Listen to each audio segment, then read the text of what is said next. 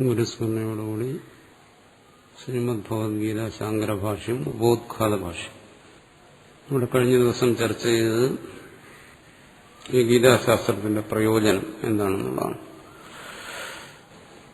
നിശ്രേയസം, മോക്ഷം, അതാണ് ഇതിന്റെ മുഖ്യമായ പ്രയോജനം. അതിനുള്ള ഉപായം ഗീതാശാസ്ത്രം അതിനെങ്ങനെ സഹായിക്കുന്നു എന്ന് പറഞ്ഞു. സർവ കർമ്മ സന്യാസ പൂർവക ആത്മജ്ഞാനനിഷ്ഠാരൂപ ധർമ്മ ഭവതി. ആത്മജ്ഞാനനിഷ്ഠ, എങ്ങനെയുള്ള ആത്മജ്ഞാനനിഷ്ഠ? സർവകർമ്മ സന്യാസപൂർവകമായിട്ടുള്ള സന്യാസത്തോടുകൂടി ആത്മജ്ഞാനനിഷ്ഠ.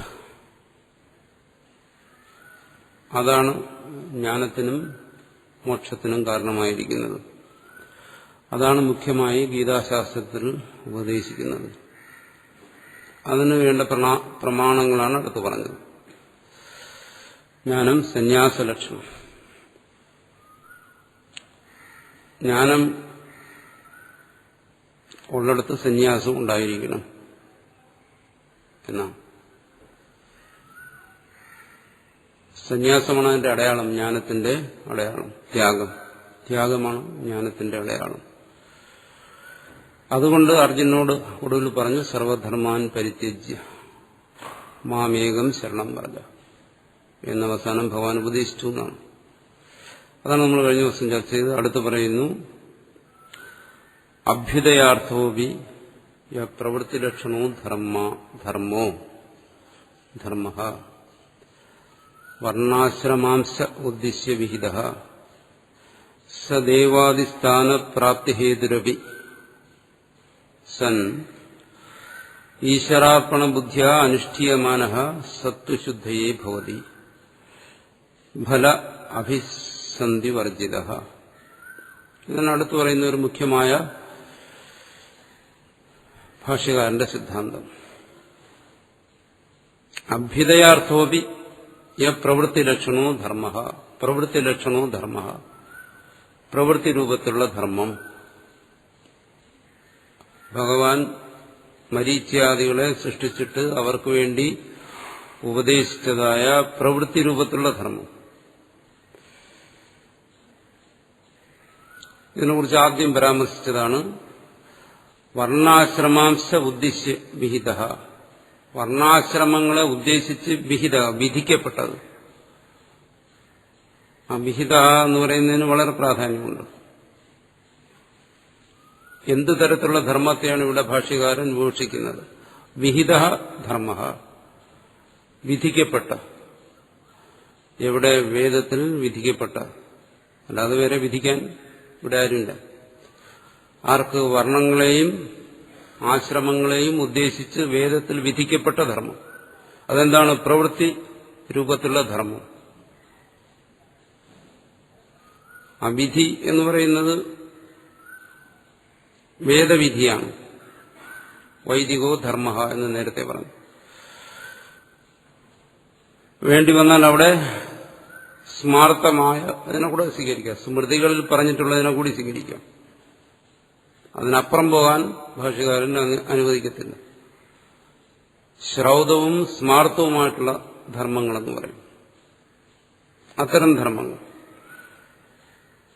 വർണ്ണ ആശ്രമ വ്യവസ്ഥയനുസരിച്ച് ജീവിക്കുന്ന വ്യക്തികൾക്കും സമൂഹത്തിനുമായി വേദത്തിലും സ്മൃതികളിലും വിധിച്ചിട്ടുള്ള ധർമ്മം. അതാണ് ഇവിടുത്തെ കർമ്മം എന്ന് പറയുന്നത്. പ്രവൃത്തി ലക്ഷണമായ ധർമ്മം അതാണ്. അങ്ങനെയുള്ള ധർമ്മം ദേവാദിസ്ഥാന പ്രാപ്തി ഹേതുരപി. എന്താണ് അതിന്റെ പ്രയോജനം?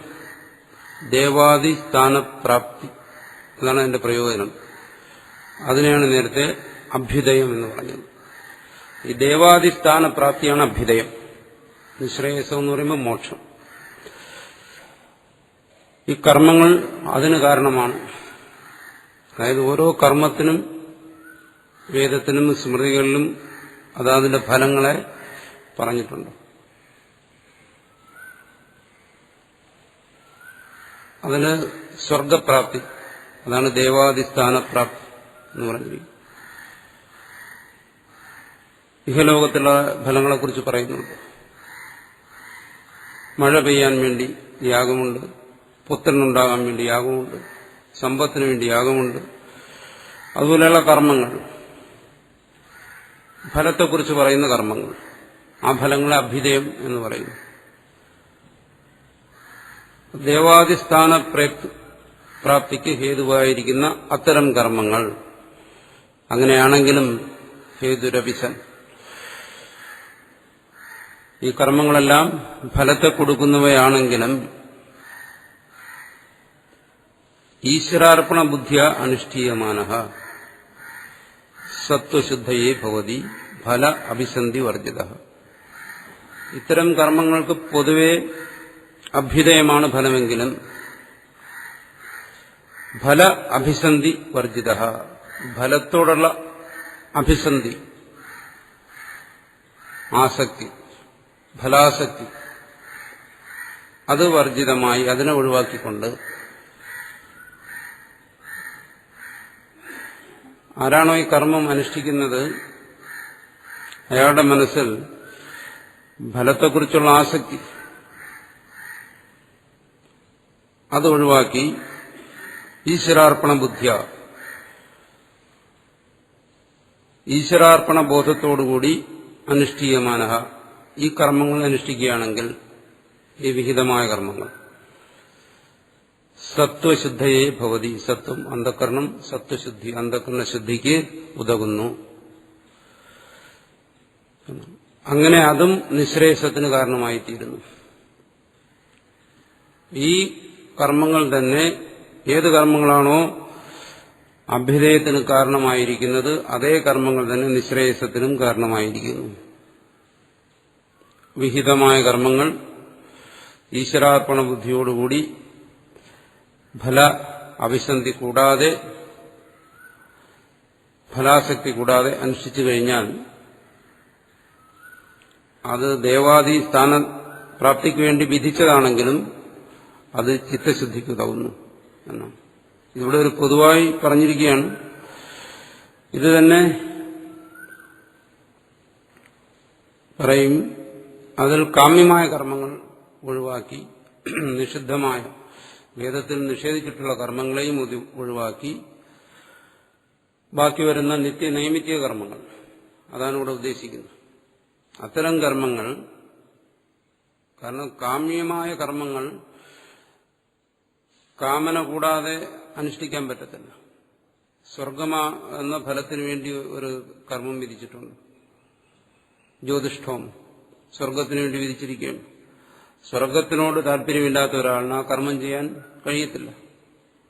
കാരണം അതിന് മുഖ്യമായ ഒരു ഘടകം അയാളുടെ സ്വർഗത്തിനോടുള്ള താല്പര്യമാണ്. അതുകൊണ്ട് അത്തരം കർമ്മങ്ങളെല്ലാം ഒഴിവാക്കുന്നു. അപ്പോൾ ഈ യാഗങ്ങൾ എല്ലാം അവിടെ ഒഴിവാക്കപ്പെടും, വലിയ വലിയ യാഗങ്ങളെല്ലാം. അവിടെ പിന്നെ നിഷ്കാമ കർമാനുഷ്ഠാനമില്ല. സ്വർഗഫലത്തിനു വേണ്ടി സ്വർഗഫലം നൽകുന്നതായ യാഗത്തെ അനുഷ്ഠിക്കുക, അത് തന്നെ നിഷ്കാമമായി ചെയ്യുക, അത് സംഭവിക്കുന്ന കാര്യമല്ല. കാമവും നിഷ്കാമവും ഒരിടത്തിരിക്കത്തില്ല. അതുകൊണ്ട് അത്തരം കർമ്മങ്ങളെ ഉപേക്ഷിക്കുന്നു. അപ്പോൾ അത്തരം കർമ്മങ്ങൾ കർമ്മയോഗിക്ക് ചെയ്യേണ്ടതായി വരുന്നില്ല. പിന്നെ നിത്യനൈമിത്യ കർമ്മങ്ങൾ അത് ചെയ്യുക. അത് ഭാഷ്യകാരന്റെ അഭിപ്രായമനുസരിച്ച് വർണ്ണാശ്രമാംശ ഉദ്ദേശിക്കുക, വർണ്ണാശ്രമ വ്യവസ്ഥകൾക്ക് വിധേയമായി അതനുഷ്ഠിക്കുക എന്നാണ്. അത് പ്രത്യേകം എടുത്ത് പറയുന്നുണ്ട്. അങ്ങനെ അനുഷ്ഠിച്ചു കഴിഞ്ഞാൽ അത് ചിത്തശുദ്ധിക്ക് കാരണമായി വരുന്നു. അങ്ങനെ വരുമ്പോൾ സാധാരണ കർമ്മങ്ങളും അതിൽപ്പെടുന്നു. അത് ഗീതയിൽ വിശദീകരിക്കും. ഇവിടെ ഭാഷ്യകാരന്റെ ഒരു നിർബന്ധമാണ്. കർമ്മം എന്ന് പറഞ്ഞു കഴിഞ്ഞാൽ അവിടെ അത് വൈദികമായിരിക്കണം, വർണ്ണ ആശ്രമ ബദ്ധവുമായിരിക്കണം ആ കർമ്മം. ഇത് ഭാഷ്യകാരൻ ഏത് ഭാഗത്ത് പറഞ്ഞാലും ഇത് ആവർത്തിച്ച് പറയും. പക്ഷെ ഗീതയിൽ പൊതുവെ നോക്കുമ്പോൾ കർമ്മത്തെ സംബന്ധിച്ചിടത്തോളം അത് വേദത്തിൽ വിധിച്ചിരിക്കണം, അങ്ങനെ ഒരു നിലപാടില്ല. കാരണം അവിടെ പറയും ഇനി പശ്യൻ ശൃണ്വൻ, നമ്മൾ കാണുന്ന, കേൾക്കുന്ന, രുചിക്കുന്ന, മണക്കുന്ന ഒരു ജീവനിലുണ്ടാകുന്ന സർവ്വകർമ്മങ്ങളെയും ഇവിടെ കർമ്മമായിട്ടെടുക്കുന്നുണ്ട്. അത് വേദത്തിൽ വിധിച്ചത് മാത്രമല്ല, സർവകർമ്മങ്ങൾ ജീവന് സഹജമായി സംഭവിച്ചുകൊണ്ടിരിക്കുന്ന കർമ്മങ്ങളെ ഒരു വിധിയും കൂടാതെ അനുഷ്ഠിക്കുന്ന വൈദിക കർമ്മങ്ങളെ സംബന്ധിച്ചിടത്തോളമുള്ള പ്രത്യേകത എന്താണ്? അത് വേദവിധി കൂടാതെ അതിനെക്കുറിച്ച് അറിയാനോ അനുഷ്ഠിക്കാനോ ഒരുവിന് സാധ്യമല്ല. പക്ഷേ ഗീതയിൽ കർമ്മത്തെക്കുറിച്ച് പറയുമ്പോൾ ഭഗവാൻ പറയുന്നത് എന്താണോ? എല്ലാ കർമ്മങ്ങളും, നീ കാണുന്നതും കേൾക്കുന്നതും ഉൾപ്പെടെയുള്ള സർവകർമ്മങ്ങളും സംബന്ധിച്ചും അവിടെ കർമ്മയോഗം, യോഗാത്മകമായ അനുഷ്ഠാനം വേണമെന്നാണ് പറയുന്നത്. ഭാഷ്യകാരനെ സംബന്ധിച്ചിടത്തോളം മുഖ്യമായി അന്ന് പ്രതിപാദിക്കേണ്ടിയിരുന്നത് വൈദികമായ കർമ്മങ്ങളെ സംബന്ധിച്ചും മുഖ്യമായിട്ടും വർണ്ണാശ്രമങ്ങളെ ഉദ്ദേശിച്ചുള്ള കർമ്മങ്ങളെ സംബന്ധിച്ചുമായിരുന്നു. ഈ പറയുന്ന കർമ്മങ്ങളെക്കുറിച്ച് പറയുന്ന ഭാഗങ്ങൾക്കും ഭാഷ്യം രചിച്ചിട്ടുണ്ട്. അത്തരം ഭാഗങ്ങളെയും ഭാഷ്യകാരൻ വ്യാഖ്യാനിക്കുന്നുണ്ട്, ആ കർമ്മങ്ങളെ അംഗീകരിക്കുന്നുണ്ടെങ്കിലും ഈ വർണ്ണ ആശ്രമവും വൈദിക കർമ്മവും എന്ന് കർമ്മത്തിനൊരു വ്യാഖ്യാനം കൊടുക്കാൻ കാരണം അത് അന്നത്തെ കാലത്തിന്റെ സ്വാധീനമാണ്. നൂറ്റാണ്ടുകൾക്ക് മുമ്പ് നിലവിലിരുന്ന സാമൂഹിക വ്യവസ്ഥിതിയുടെ പ്രത്യേകത കൊണ്ടാണ് അങ്ങനെ ആവർത്തിച്ച് വ്യാഖ്യാനിക്കുന്നത്, ആ കർമ്മങ്ങൾക്ക് പ്രാധാന്യം കൊടുക്കുന്നത്. മറിച്ച് ഗീതയിൽ പറയുന്ന സാധാരണ കർമ്മങ്ങൾ, അത്തരം കർമ്മങ്ങളെയും ഭാഷ്യകാരൻ വ്യാഖ്യാനിക്കുന്നുണ്ട്. അവിടെ ഈ പറയുന്ന വൈദിക ധർമ്മമെന്നോ അല്ലെങ്കിൽ വർണ്ണാശ്രമ ധർമ്മമെന്നോ ഒന്നും പറയുന്നില്ല. അപ്പൊ കർമ്മയോഗമായി ഇവിടെ പറയുന്നത് എന്താണ്? ഇത്തരം കർമ്മങ്ങളും കർമ്മം യോഗമായി അനുഷ്ഠിച്ചു കഴിഞ്ഞാൽ ചിത്തശുദ്ധിക്ക് കാരണമായി തീരുന്നു എന്നാണ്. അപ്പൊ കർമ്മയോഗമായി അനുഷ്ഠിക്കേണ്ടത് ഏത് കർമ്മങ്ങളാണ്? വൈദികമായ ധർമ്മങ്ങൾ മാത്രമാണോ? അല്ല, എല്ലാ കർമ്മങ്ങളും, ഒരുവന്റെ സർവ്വചലനങ്ങളും, ജീവന്റെ സർവ്വചലനങ്ങളും കർമ്മയോഗമായി, കർമ്മത്തെയും കർമ്മയോഗമായി അനുഷ്ഠിക്കേണ്ടതാണ് എന്ന് ആണ് ഗീതയുടെ പരമമായ താല്പര്യം. അത് കേവലം വൈദികമായ ധർമ്മങ്ങളെ ഉദ്ദേശിച്ചല്ല, അത് ഗീതാ ശ്ലോകങ്ങളിൽ നിന്നും നമുക്ക് മനസ്സിലാകും. അത്തരം കർമാനുഷ്ഠാനം ചിത്തശുദ്ധിക്ക് കാരണമായി തീരുന്നു. ശുദ്ധ സത്വസ്ഥിത ജ്ഞാനനിഷ്ഠ യോഗ്യതാപ്രാപ്തിദ്വാരേണ ജ്ഞാനോത്പത്തി ഹേതുത്വേന ച നിശ്രേയസ ഹേതുത്വം അപി പ്രതിപദ്ധ്യതേ. ശുദ്ധസത്വസ്യ, അങ്ങനെ ഈ പറയുന്ന വൈദിക ധർമ്മങ്ങളെ, ഭാഷ്യകാരൻ പറയുന്ന അത്തരം വൈദിക ധർമ്മങ്ങളെ ഫലാസക്തി കൂടാതെ ഒരാൾ അനുഷ്ഠിച്ചു കഴിഞ്ഞാൽ അയാൾക്ക് ചിത്തശുദ്ധി സംഭവിക്കുന്നു. അങ്ങനെ ശുദ്ധസത്വസ്യ, അന്ധകരണം ശുദ്ധമായവന് ജ്ഞാനനിഷ്ഠ യോഗ്യതാപ്രാപ്തിദ്വാരേണ, ജ്ഞാനനിഷ്ഠയ്ക്കുള്ള യോഗ്യത പ്രാപിക്കുന്നു, അവന് ലഭിക്കുന്നു, അവൻ ജ്ഞാനനിഷ്ഠയ്ക്ക് യോഗ്യനായിത്തീരുന്നു. ആ ജ്ഞാനനിഷ്ഠയ്ക്ക് യോഗ്യത, ജ്ഞാനനിഷ്ഠ എന്ന് പറയുന്നത് മുമ്പ് നമ്മൾ പറഞ്ഞു, ശ്രവണമനന നിധ്യാസനങ്ങൾ, അതാണ് ജ്ഞാനനിഷ്ഠ. ആ ജ്ഞാനനിഷ്ഠയ്ക്ക് അവൻ യോഗ്യനായിത്തീരുന്നു വെച്ചാൽ അവന്റെ അന്ധകരണം അവന് സജ്ജമായിത്തീരുന്നു.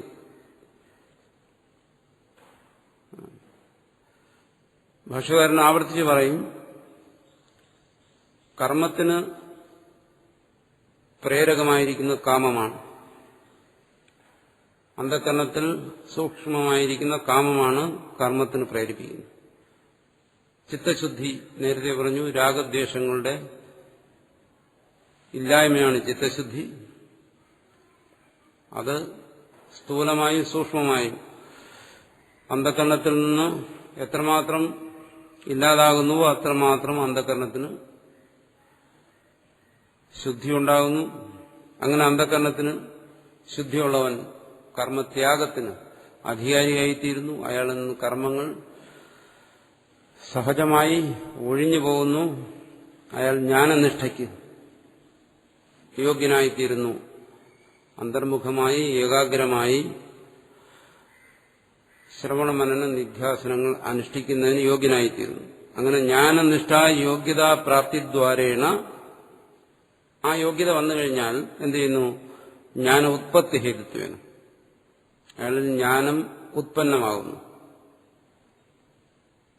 ശ്രവണ മനന നിധ്യാസനത്തിലൂടെ ഏതൊരു തത്വത്തെയാണോ അയാൾ അനുസന്ധാനം ചെയ്യുന്നത് ആ തത്വത്തിന്റെ അനുഭവം, അതാണ് ജ്ഞാന ഉത്പത്തി.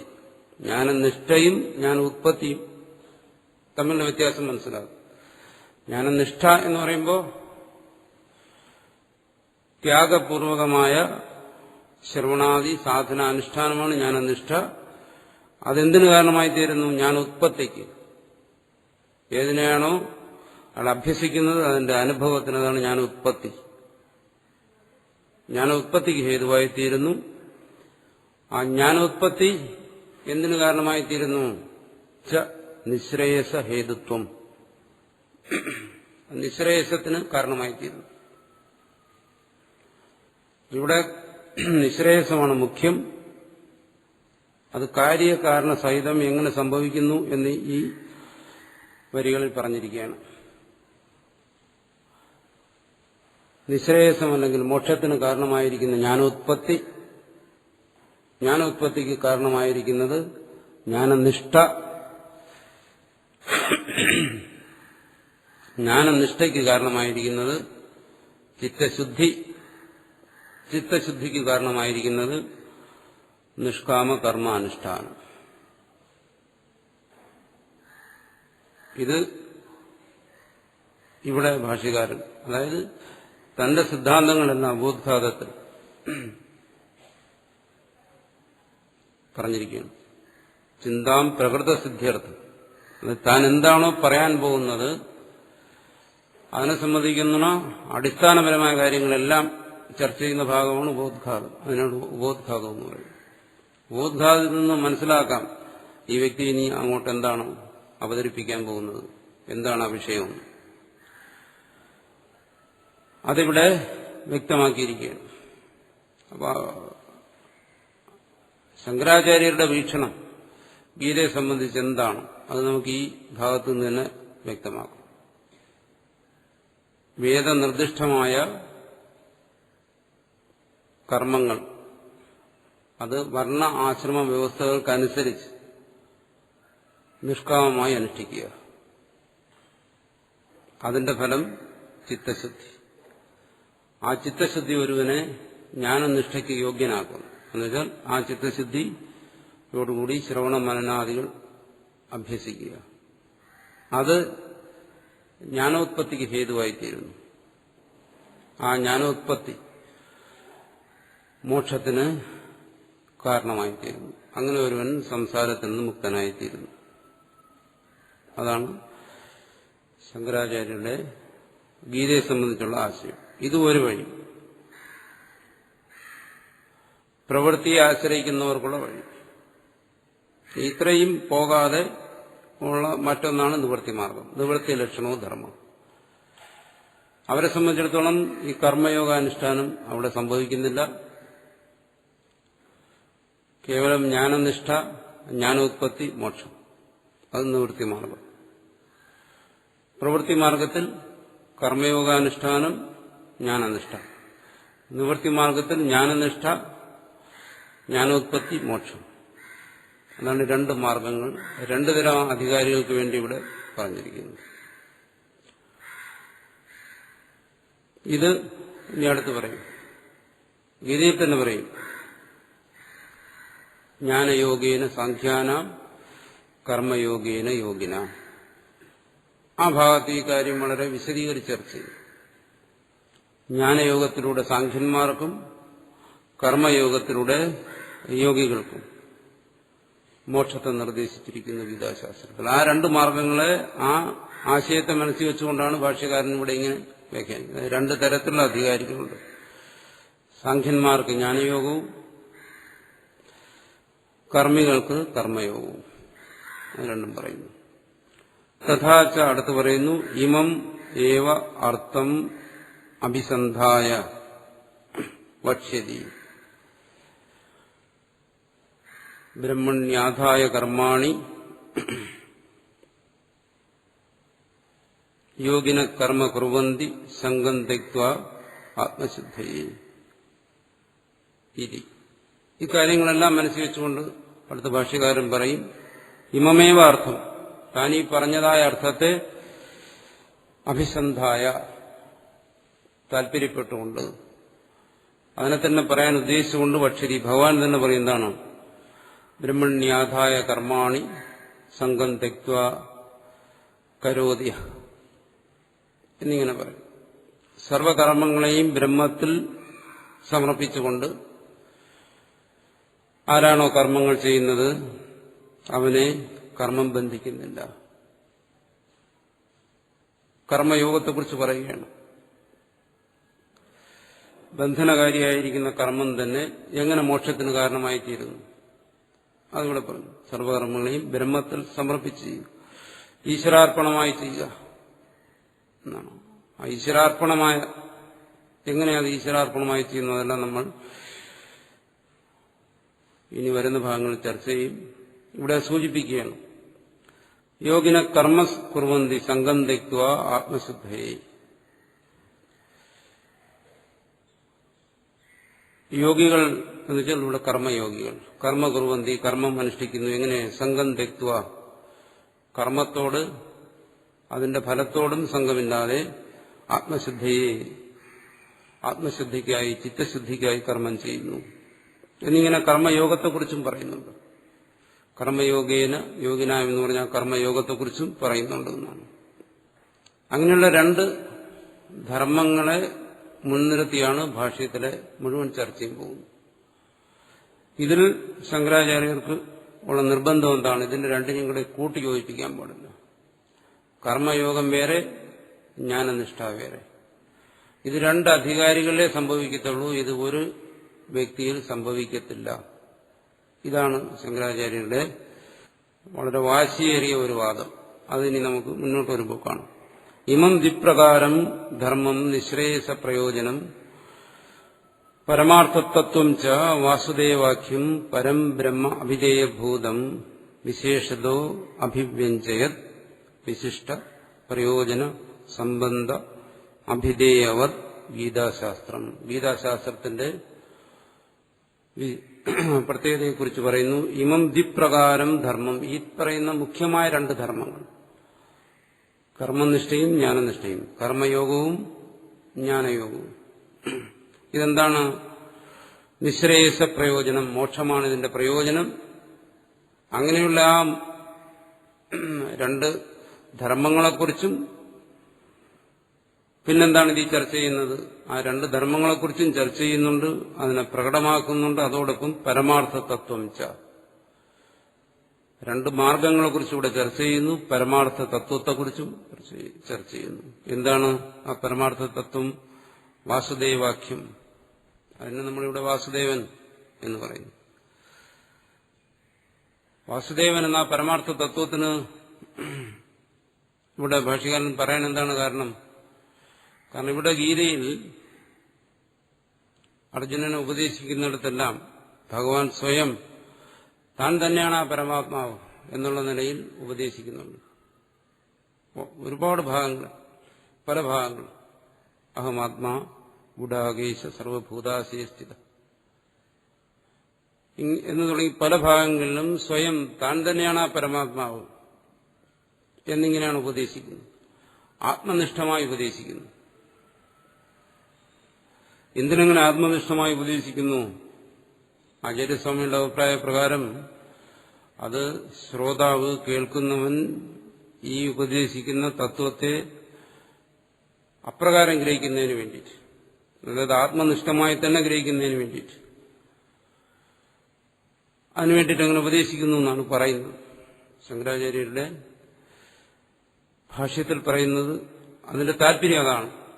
അതായത് ശ്രോതാവിന് ഏകത്വബോധം ഉണ്ടാകും.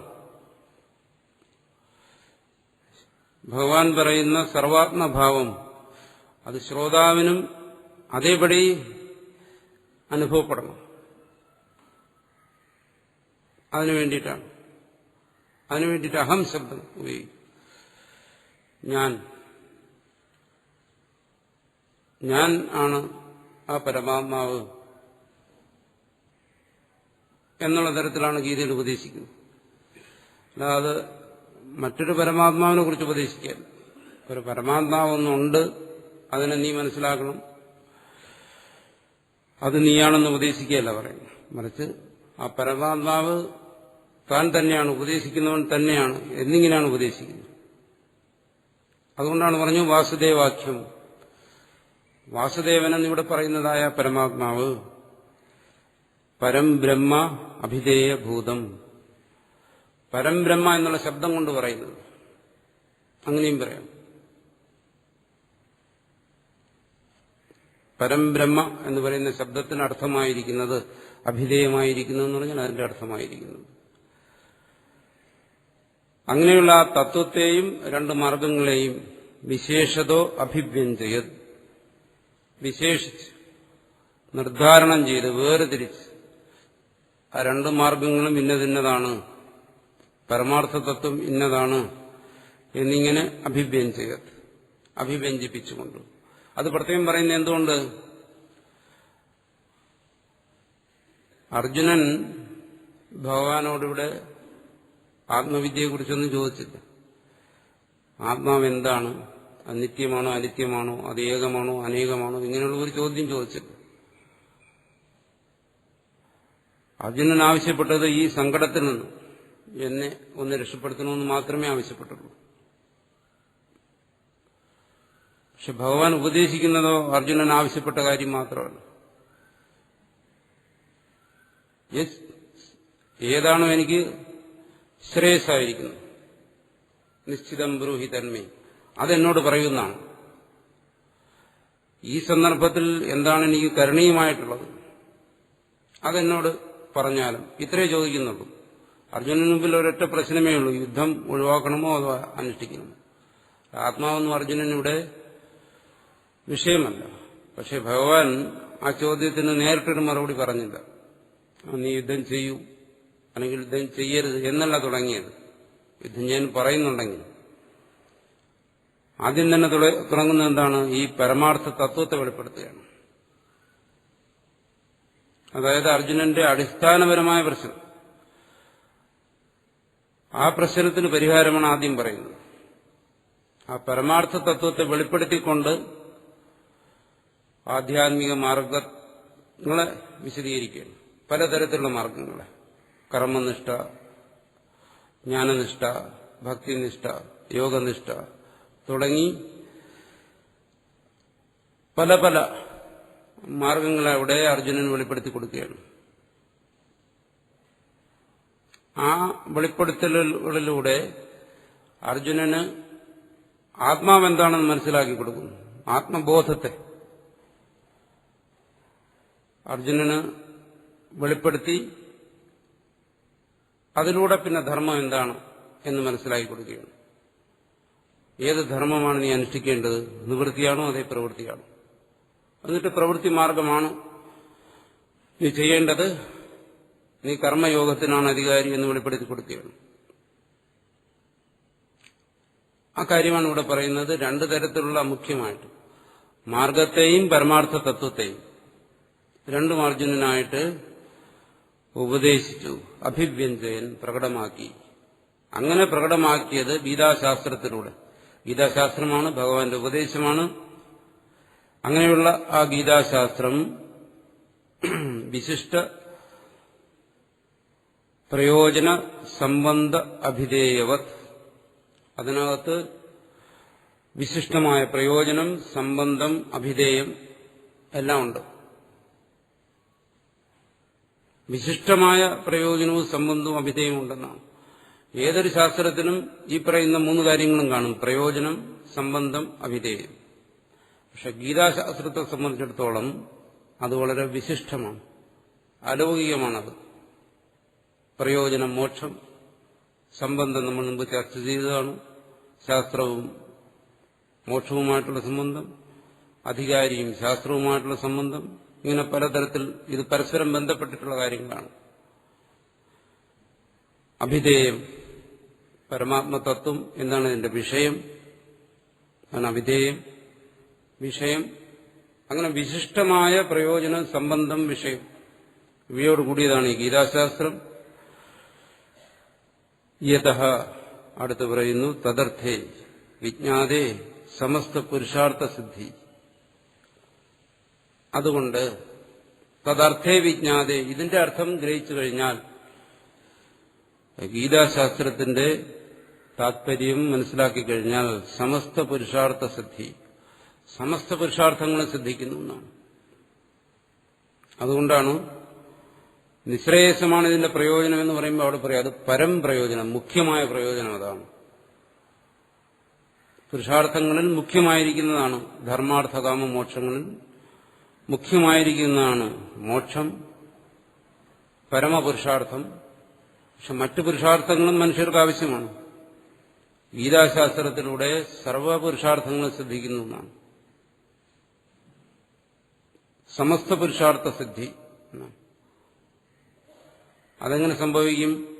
കാരണം പുരുഷാർത്ഥ സിദ്ധിക്കുള്ള എല്ലാ ഉപായങ്ങളും ഇതിൽ ചർച്ച ചെയ്യുന്നുണ്ട്. എല്ലാ വിഷയങ്ങളും ധർമ്മത്തെക്കുറിച്ച് ചർച്ച ചെയ്യുന്നു, കർമ്മത്തെക്കുറിച്ച്, കർമ്മയോഗത്തെക്കുറിച്ച് എല്ലാ വിഷയങ്ങളും ചർച്ച ചെയ്യുന്നുണ്ട്. ഇത് പുരുഷാർത്ഥ സിദ്ധിക്ക് ഉതകുന്നതാണ്. സമസ്ത പുരുഷാർത്ഥങ്ങളും ഇതിലൂടെ സിദ്ധിക്കുന്നു. ഇത്യതഃ അതുകൊണ്ട് തദ്വിവരണേ യത്നഃ ക്രിയതേ മയ, അതുകൊണ്ട് ഇതിന്റെ വിവരണത്തിൽ മയാ യത്നഃ ക്രിയതേ, ഞാൻ പരിശ്രമിക്കുന്നു എന്നാണ് ഇതിനെ ഒന്ന് വിശദീകരിക്കുന്നത്. മോക്ഷാർത്ഥികൾ, മോക്ഷം മാത്രം ആഗ്രഹിക്കുന്നവർ, ഗീതയെ മോക്ഷശാസ്ത്രം എന്ന് പറയും, അവർക്ക് മാത്രമേ ഇത് ഉപകാരപ്പെടൂ എന്നില്ല. ഇതാർക്കും ഉപകാരപ്പെടുന്നതാണ്. പുരുഷാർത്ഥത്തെ ആഗ്രഹിക്കുന്ന ആർക്ക് ഗീത പ്രയോജനപ്പെടുന്നതാണ്. അതാണ് ഇതിന്റെ അപൂർവത. അപ്പം മോക്ഷാർത്ഥികൾക്ക് മാത്രമേ ഗീത ഉപകരിക്കൂ എന്ന് വന്നു കഴിഞ്ഞാൽ, മോക്ഷാർത്ഥി അയാൾ സാധന ചതുഷ്ടയ സമ്പന്നനായിരിക്കണം, ശമതമാദി ഗുണങ്ങളോടുകൂടിയുള്ളവനായിരിക്കണം. അങ്ങനെയുള്ള ഗുണങ്ങളെല്ലാം തികഞ്ഞവന് മാത്രമേ ഗീത അധ്യയനം ചെയ്യാൻ കഴിയൂ എന്ന് വരും.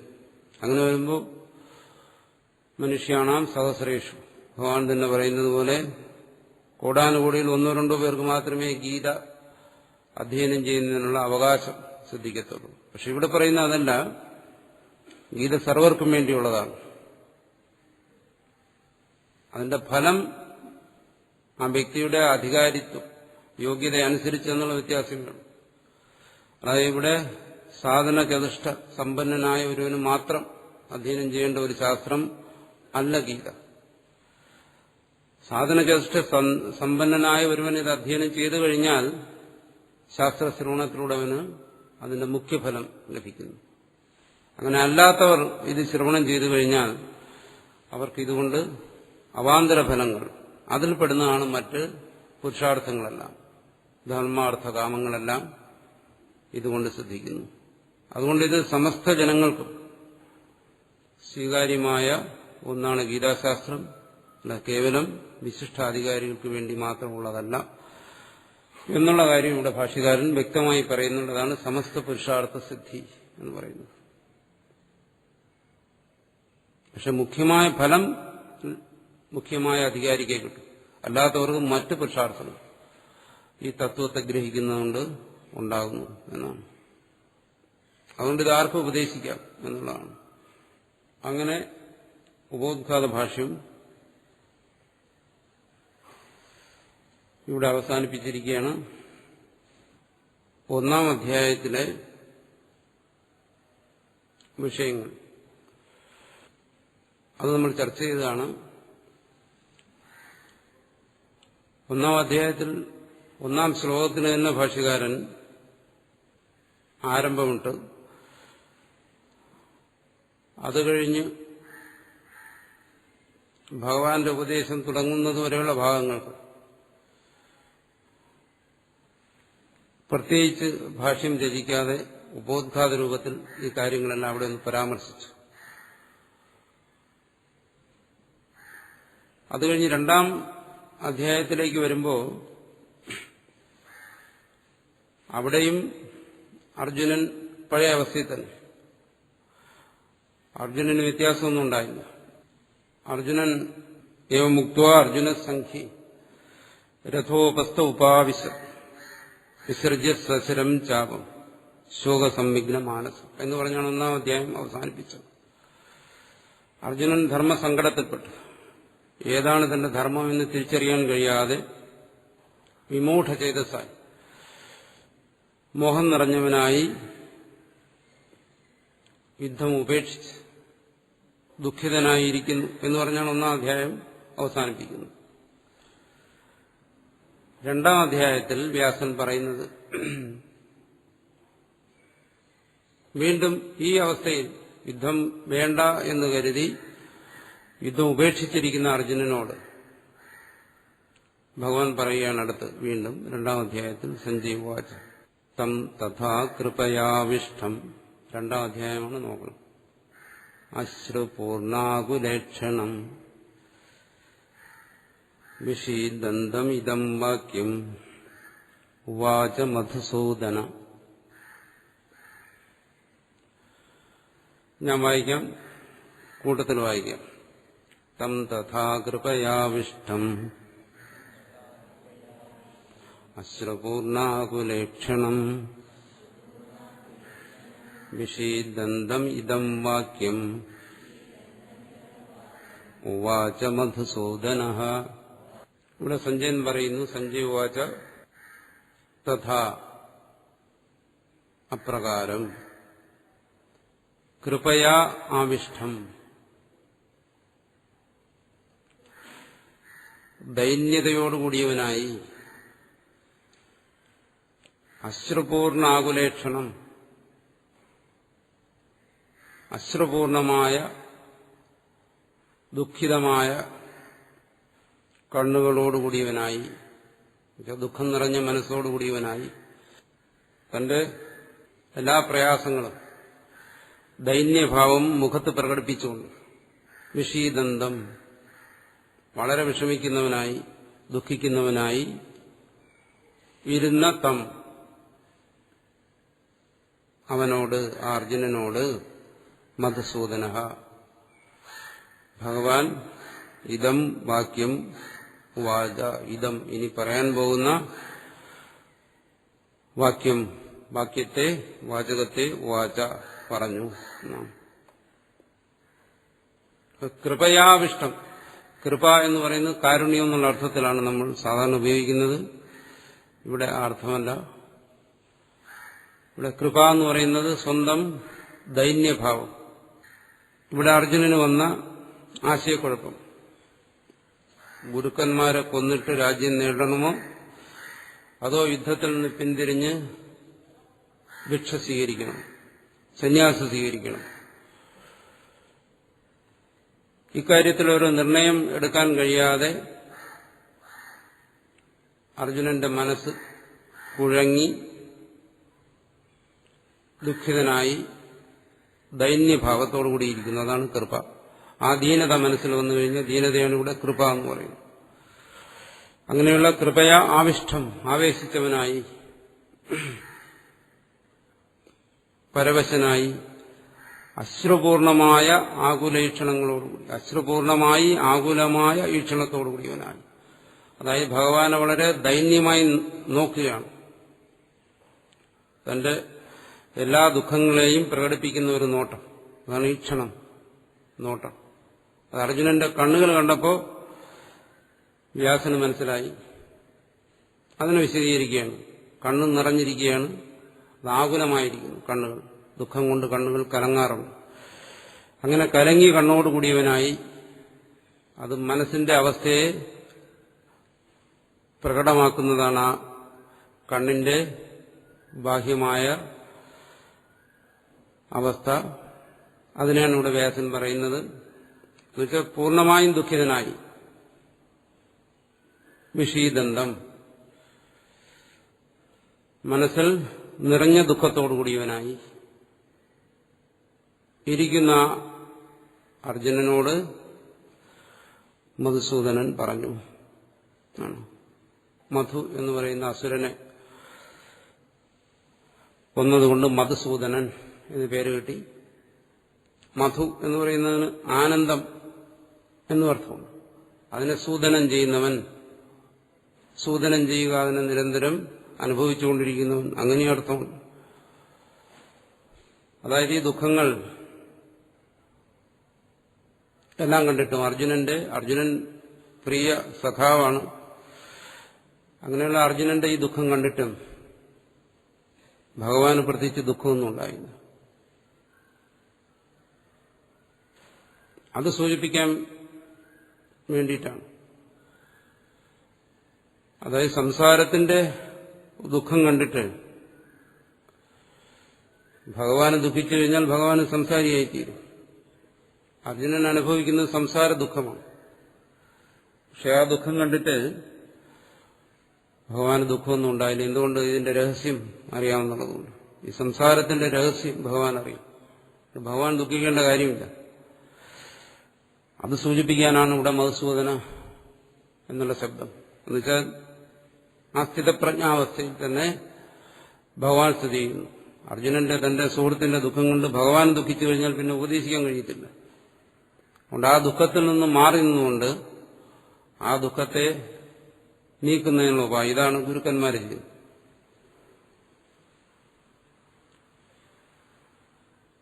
ഭൂമിഷ്ഠാനിവ ശൈലസ്ഥാൻ വ്യാസമഹർഷി എന്ന് പറയും.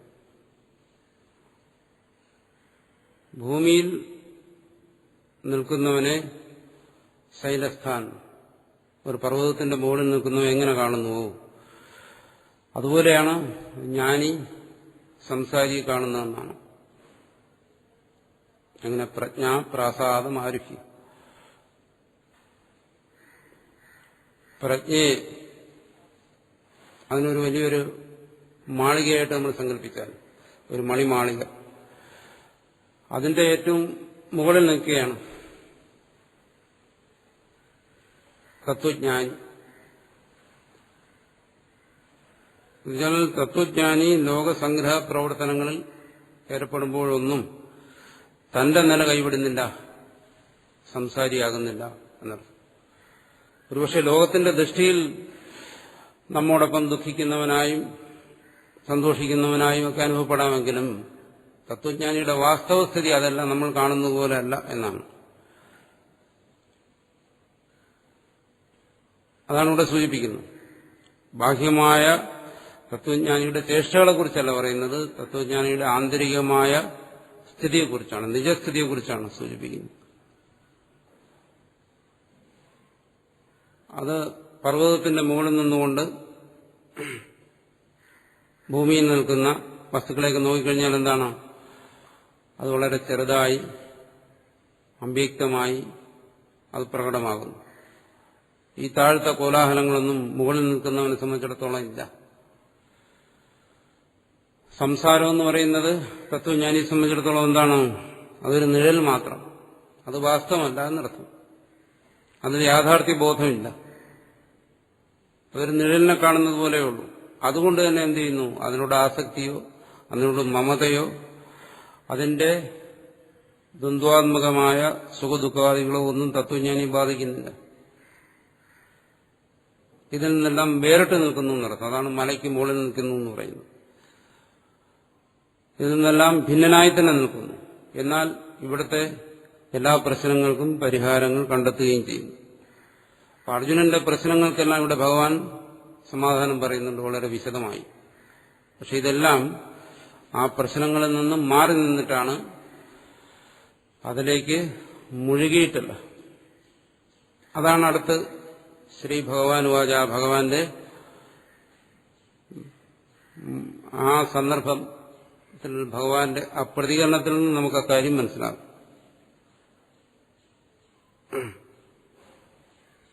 കുതസ്ത്വ കസ്മലമിദം വിഷമേ സമുപസ്ഥിതം അനാര്യജുഷ്ടമസ്വർഗ്യം അകീർത്തികരമർജുന. അർജുന, അല്ലയോ അർജുന, അനാര്യജുഷ്ടം, ജുഷ്ടം എന്ന് പറഞ്ഞാൽ സ്വീകരിക്കുന്നത്, അനുഷ്ഠിക്കുന്നത്, സേവിക്കുന്നത് എന്നൊക്കെ അർത്ഥം. ജുഷ്ടം ജുഷപ്രീതി സേവനയോഹു, ഒരാൾ സ്വീകരിക്കുക സേവിക്കുക എന്നൊക്കെയുള്ള അർത്ഥത്തിലാണ് ജുഷധാവ് ജുഷ്ടം. അനാരി ജുഷ്ടം, ആര്യന്മാർ ശ്രേഷ്ഠന്മാർ എന്നുള്ള അർത്ഥം. മാന്യന്മാർ എന്നൊക്കെയുള്ള അർത്ഥമാണ് ആര്യ ശബ്ദത്തിന്. ഗുരു എന്നുള്ള അർത്ഥമുണ്ട് ആര്യ ശബ്ദത്തിന്. ഗുരുക്കന്മാർ, ശ്രേഷ്ഠന്മാർ, തത്വജ്ഞാനികൾ എന്നൊക്കെ ആര്യ ശബ്ദത്തിന് അർത്ഥമുണ്ട്. അനാര്യന്മാര്, അങ്ങനെ അല്ലാത്തവര് എന്നുവെച്ചാൽ പാമരന്മാർ, അവിവേകികൾ, അനാര്യന്മാര്. ആര്യന്മാർ അവിവേകികൾ. അവിവേകികളുടെ പാത അതാണ് അനാര്യജുഷ്ടം. അവിവേകികൾ സ്വീകരിച്ചിരിക്കുന്നത് അസ്വർഗ്യം. സ്വർഗം എന്നുള്ളതുകൊണ്ടിവിടെ ഉദ്ദേശിക്കുന്നത്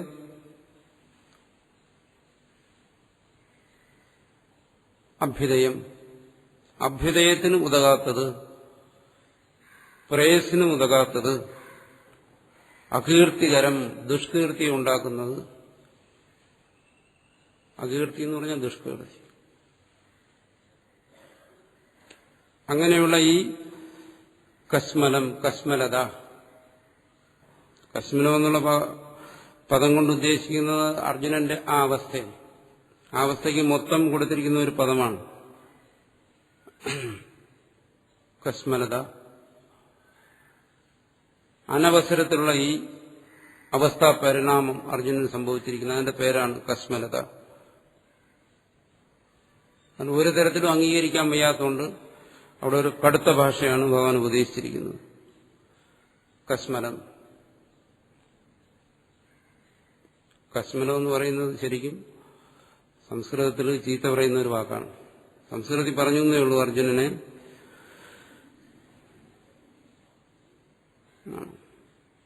ഇത് മലയാളത്തിലാക്കി കഴിഞ്ഞാൽ വളരെ മോശമാണ്, അതുകൊണ്ട് ഞാൻ പറയുന്നില്ല. അങ്ങനെയുള്ള ഈ കശ്മലം, ഈ അവസ്ഥ, ഇതം ത്വാം നിന്നെ, വിഷമേ, വിഷമം എന്ന് പറയുന്നതിന് യുദ്ധം എന്നർത്ഥമുണ്ട്. വിഷമം, യുദ്ധം, സങ്കടകരമായ ഒരവസ്ഥ എന്നും അർത്ഥമുണ്ട്. നമ്മൾ സാധാരണ മലയാളത്തിൽ പറയുന്ന ആ അർത്ഥമുണ്ട്. ഇവിടെ ഇത് രണ്ടും ഒന്നിച്ചേർന്നിരിക്കുകയാണ്. യുദ്ധവും വന്നിരിക്കുന്നു, അർജുനന് സങ്കടവും വന്നിരിക്കുന്നു. അപ്പൊ രണ്ടർത്ഥത്തിലും നമുക്ക് വ്യാഖ്യാനിക്കാം. വളരെ സങ്കടകരമായ ഈ യുദ്ധത്തിൽ കുതഃ സമുപസ്ഥിതം ത്വാം, കുതഃ സമുപസ്ഥിതം, നിന്നെ എങ്ങനെ പിടികൂടി, നിന്നിൽ എങ്ങനെ വന്നു ചേരുന്നു.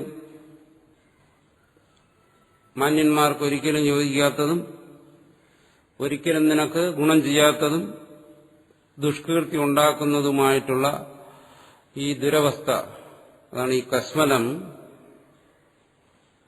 ഈ യുദ്ധസങ്കടത്തിൽ നിന്നെ എങ്ങനെ പിടികൂടി, സമുപസ്ഥിതം, നിന്നിൽ എങ്ങനെ വന്നു ചേർന്നു എന്നാണ് ഭഗവാൻ ചോദിക്കുന്നത്. കുതസ്ത്വാ കശ്മലമിദം വിഷമേ സമുപസ്ഥിതം അനാര്യജുഷ്ടമസ്വർഗ്യം അകീർത്തികരമർജുന. ഈ അവസ്ഥകളെക്കുറിച്ചൊക്കെ ഒന്നാം അധ്യായത്തിൽ നമ്മൾ വളരെ വിശദീകരിച്ചാണ്. വീണ്ടും അത് വിശദീകരിക്കേണ്ട ആവശ്യമില്ല. ക്ലൈബ്യം മാസ്മഗമപാർത്ഥ നൈതത്വയുപപദ്യതേ ക്ഷുദ്രം ഹൃദയദൗർബല്യം തെക്തോത്തിഷ്ഠ പരന്തപ. പരന്തപ രണ്ടു തരത്തിലും വ്യാഖ്യാനിക്കാം. അർജുനനെ ഓർമ്മിപ്പിക്കുകയാണ്, പരന്മാരെ തപിപ്പിക്കുന്നവൻ, യുദ്ധത്തിൽ ശത്രുക്കളെയെല്ലാം, എന്തിന് ഭീഷ്മദ്രോണാദികളെല്ലാം പരാജയപ്പെടുത്തിയിട്ടുള്ള ആളാണ്. പരമശിവനോട് പോലും യുദ്ധം ചെയ്ത ആളാണ്. അങ്ങനെയുള്ള പരന്തപൻ, പരമമായ തപസ് അനുഷ്ഠിച്ചിട്ടുള്ളവനെന്നും അർത്ഥം. നിന്റെ തപസ്സെല്ലാം വ്യർത്ഥമായി. അർജുനൻ വളരെ കഠിനമായ തപസ് അനുഷ്ഠിച്ചിട്ടുള്ള ആളാണ്. ശിവനെ പ്രീതിപ്പെടുത്തുന്നതിന് വേണ്ടി മറ്റും പുരാണത്തിൽ പറയുന്നുണ്ട്. അങ്ങനെയുള്ള കഠിനമായ തപസ് അനുഷ്ഠിച്ചിട്ടുള്ളവനാണ് നീ. അങ്ങനെയുള്ള തപസ്സിന്റെ ഫലമൊന്നും ഇപ്പൊ കാണുന്നില്ലല്ലോ. നിന്റെ മനസ്സ് തളർന്നു പോയല്ലോ. തപസ് അനുഷ്ഠിക്കുന്നവനത് വരാൻ പാടില്ല. അപ്പൊ നിനക്ക് ഈ ഹൃദയ ദൗർബല്യം വരാൻ പാടില്ല എന്നാണ്. തപസ്സിക്ക് എങ്ങനെ ഹൃദയ ദൗർബല്യം വരുന്നത്? അതുകൊണ്ട് പറയുന്നു പരന്തപ പാർത്ഥ. അതോടൊപ്പം തന്നെ പറയുന്നു പാർത്ഥ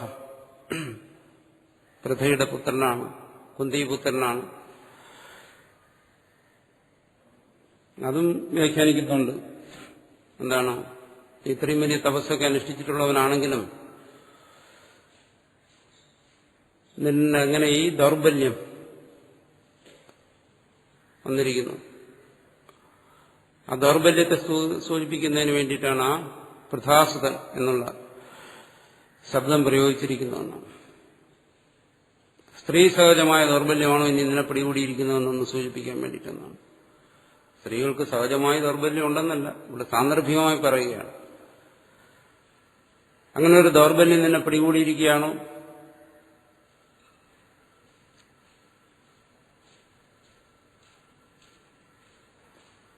ക്ലൈബ്യം മാസ്മഗമ.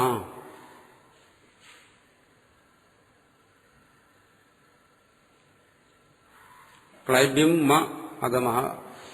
നീ ക്ലീബതയെ, നപുംസകത്വം അത് തന്നെ ക്ലീബത എന്ന് പറയും. അതിനെ പ്രാപിക്കരുത്. ആണും പെണ്ണും കെട്ടവനായി തീരരുത്. യുദ്ധരംഗത്ത് വന്ന് പൗരുഷത്തോടുകൂടി യുദ്ധം ചെയ്യേണ്ട സമയത്ത് നീ ആണും പെണ്ണും കെട്ടവനായി തീരുന്നു. അജ്ഞാതവാസക്കാലത്ത് കുറച്ചുകാലം അർജുനൻ അങ്ങനെ കഴിഞ്ഞിട്ടുണ്ട്, ആണും പെണ്ണും കെട്ടവനായിട്ട്. ആ ഒരു കാര്യത്തെ ഒന്ന് സൂചിപ്പിക്കുകയും കൂടെ ചെയ്യുകയാണ്. അതിനെ വീണ്ടും ആ അവസ്ഥയാണോ നീ ഇവിടെ വീണ്ടും ഈ സന്ദർഭത്തിൽ സ്വീകരിച്ചിരിക്കുന്നത്? ക്ലീബഭാവത്തെ, എന്നുവെച്ചാൽ അധൈര്യത്തെ. പക്ഷെ അന്നത് ആവശ്യമായിട്ട് വന്നു. അങ്ങനെ ഒരു അവസ്ഥയെ സ്വീകരിക്കുന്നതിന് അർജുനന് ശാപം കൊണ്ട് കിട്ടിയ ഒരനുഗ്രഹമായിരുന്നത്. പക്ഷെ ആ ക്ലീബത്വത്തെ നീ വീണ്ടും പ്രാപിച്ചിരിക്കുകയാണ് ഇവിടെ യുദ്ധസന്ദർഭത്തിൽ. അതുകൂടെ ഒന്ന് സൂചിപ്പിക്കുകയാണ്. ആ ക്ലീബതയെ, ആണിനും പെണ്ണിനും ചേരാത്ത ഈ സ്വഭാവവിശേഷത്തെ മാസ്മഗമ, അതിലേക്ക് നീ പോകരുത് എന്നാണ്. അഗമ എന്നുള്ളതാണ് ഗമ എന്നായി തീർന്നു വ്യാകരണ നിയമം അനുസരിച്ച്. അങ്ങനെ നീ വരരുത്. നെയ്തത്വയുപപദ്ധ്യത, പലർക്കും വായിക്കുമ്പോൾ തെറ്റിപ്പോകുന്ന ഒരു ഭാഗമാണ്. ന ഏതത് ത്വയി ഉപപദ്ധ്യത, എല്ലാം കൂടെ കൂട്ടിച്ചേർത്ത് പറഞ്ഞിരിക്കുകയാണ്. ന ഏതത് ത്വയി ഉപപദ്ധ്യത, ഏതത് ത്വയി ന ഉപപദ്ധ്യത. ഏതത് ഇത്, ത്വയി നിന്നിൽ, ന ഉപപദ്ധ്യത ചേരുന്നില്ല. ശൂരപരാക്രമിയായ നിന്നിൽ ഈ ക്ലീബത്വം ഒട്ടും ചേരുന്നില്ല, നിനക്ക് യോജിച്ച ഒന്നല്ല. യുദ്ധരംഗത്ത് വന്നിട്ട് അതിൽ നിന്ന് പിന്തിരിയുക എന്ന് പറയുന്നത് ക്ഷത്രിയനായ നിനക്ക് ഒരിക്കലും യോജിച്ചതല്ല. അതുകൊണ്ട് ഇതെന്താണ്? ക്ഷുദ്രം ഹൃദയ ദൗർബല്യം. ക്ഷുദ്രമായ, നിസ്സാരമായ, തുച്ഛമായ ഹൃദയ ദൗർബല്യം. മനസ്സിന്റെ ഒരു ബലക്കുറവാണ്. ഹൃദയം എന്ന് വെച്ചാൽ മനസ്സ്. ദൗർബല്യം അതിന്റെ ഒരു ദുർബലതയാണ്. ഈ സന്ദർഭത്തിൽ നീ ഈ കാണിക്കുന്നത് വിവേകപൂർവകമായ ഒരു നയോത്സി, ഞാൻ യുദ്ധം ചെയ്യുന്നില്ല എന്നുള്ള തീരുമാനം, അത് വിവേകപൂർവകമായ ഒരു തീരുമാനമല്ല, മനസ്സിന്റെ ദൗർബല്യമാണ്. ഇവിടെ ഭഗവാൻ സൂചിപ്പിക്കുകയാണ്. ഒരിക്കലും മനസ്സ് കലങ്ങിയിരിക്കുന്ന സന്ദർഭത്തിൽ, മനസ്സ് ദുർബലമായിരിക്കുന്ന സന്ദർഭത്തിൽ ഒരാൾ തീരുമാനങ്ങൾ എടുക്കാൻ പാടില്ല. അത് അർജുനനെ ഓർമ്മിപ്പിക്കുകയാണ്. വ്യക്തമായ ദൃഢമായ തീരുമാനങ്ങൾ ഉറച്ച മനസ്സുകൊണ്ടേ എടുക്കാവൂ. അർജുനൻ ഇവിടെ എന്ത് ചെയ്തു? ഒരു ദൃഢമായ തീരുമാനം എടുത്തു, ഞാൻ യുദ്ധം ചെയ്യുന്നില്ല. ഭാവിയെ സംബന്ധിച്ച് വളരെ ദോഷം ചെയ്യുന്ന ഒരു കാര്യമാണ്. ധർമാധർമ്മങ്ങൾ തമ്മിലുള്ള ഒരു യുദ്ധമാണ് നടക്കുന്നത്. ഇത് ധർമ്മത്തിന് ഹാനി ഉണ്ടാക്കുന്ന ഒരു തീരുമാനമാണ്. പക്ഷേ ഹൃദയ ദുർബലതയിൽ നിന്നുകൊണ്ടാണ് അങ്ങനെ ഒരു തീരുമാനമെടുത്തത്. അതുകൊണ്ട് പറയുന്നു ഇത് ഹൃദയ ദൗർബല്യമാണ്.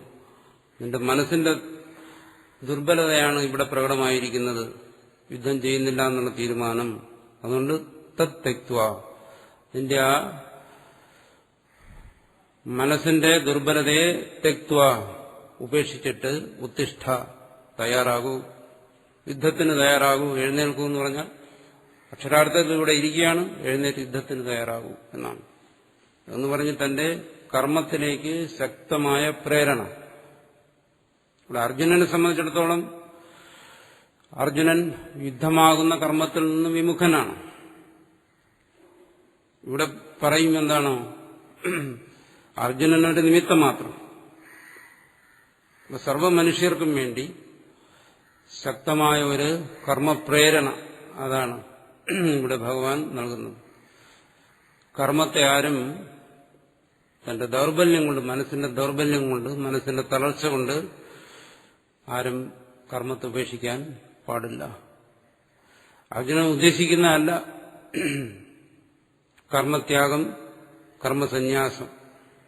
അർജുനന്റെ കർമ്മസന്യാസം അല്ലെങ്കിൽ കർമ്മത്യാഗം എന്ന് പറയുന്നത് എന്താണ്? അത് ദുർബലതയിൽ നിന്നുണ്ടായതാണ്. ദുർബലത കൊണ്ടൊരിക്കലും കർമ്മത്തെ ത്യജിക്കാൻ പറ്റത്തില്ല. എന്തുകൊണ്ട്? ഭഗവാൻ തന്നെ ഇനി പറയുന്നതാണ്, പ്രകൃതി ത്വാം നിയോക്ഷ്യതി. പ്രകൃതി നിന്നെ കൊണ്ട് കർമ്മം ചെയ്യിപ്പിക്കും. തത്കാലം നിനക്ക് വേണമെങ്കിൽ മനസ്സിന്റെ ദുർബലത കൊണ്ട് കർമ്മം ചെയ്യാതിരിക്കാം. പക്ഷേ കർമ്മത്യാഗത്തിന് മനസ്സിന്റെ ദുർബലത ഒരിക്കലും സഹായിക്കത്തില്ല. അത് ക്ഷണികമാണ്. അതങ്ങ് മാറിക്കഴിഞ്ഞാൽ വീണ്ടും കർമ്മത്തിലേക്ക് തന്നെ പോകും. അതുകൊണ്ട് കർമ്മസന്യാസത്തിന് വേണ്ടത് എന്താണ്? മനോബലമാണ്. മനസ്സിന് അസാധാരണമായ ബലം, ധൈര്യം ഉള്ളവന് മാത്രമേ കർമ്മത്യാഗം കഴിയത്തുള്ളൂ, കർമ്മസന്യാസം കഴിയത്തുള്ളൂ. അത്തരം ഒരു ബലമില്ലാത്ത അവസ്ഥയിൽ സന്യസിക്കുക. അതിനാണ് ഇപ്പോൾ സന്യസിച്ചു കഴിഞ്ഞു അർജുനൻ. അർജുനന്റെ സന്യാസം ഇവിടെ സംഭവിച്ചു കഴിഞ്ഞു. ഇനി ആശ്രമത്തിൽ പോയാൽ മതി. അങ്ങനെ ആയിക്കഴിഞ്ഞു. അതിനെ ഭഗവാൻ നിഷേധിക്കണം. സന്യാസത്തെ ഭഗവാൻ തരുമ്പ് പോലും അംഗീകരിക്കുന്നില്ല. സാധ്യമല്ല. ഇത് വെറും ഒരു മനസ്സിന്റെ ദുർബലതയാണ് എന്നർത്ഥം. ഇത് ഒരു വലിയൊരു പാഠമാണ് ഇവിടെ ഭഗവാൻ പറയുന്നത്. ഒരിക്കലും തന്റെ മനസ്സിന്റെ ദുർബലത കൊണ്ട് സന്യാസത്തിലേക്ക് ഇറങ്ങി പുറപ്പെടരുത്. സന്യാസത്തിനും തനിക്കും ആപത്താണ്. അത് പാടില്ല എന്നാണ്. അതിനെ ഉപേക്ഷിക്കുക. സന്യാസം എന്ന് പറയുന്നത്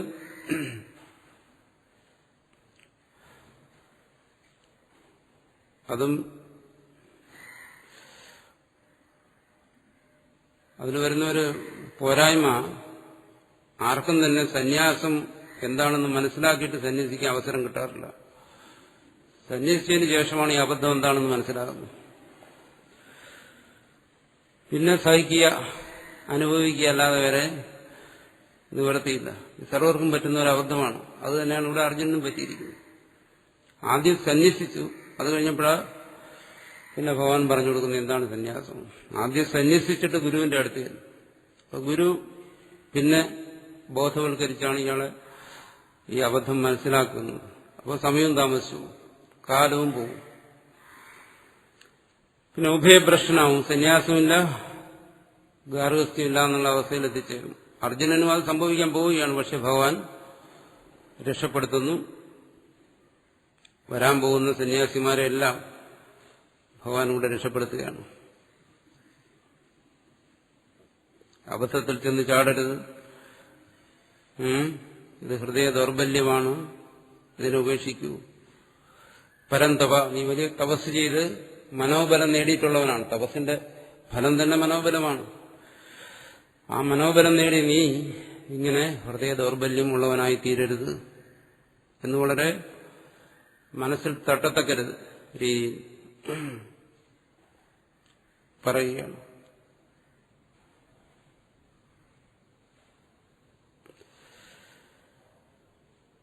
ക്ലൈബ്യം മാസ്മകമപാർത്ഥ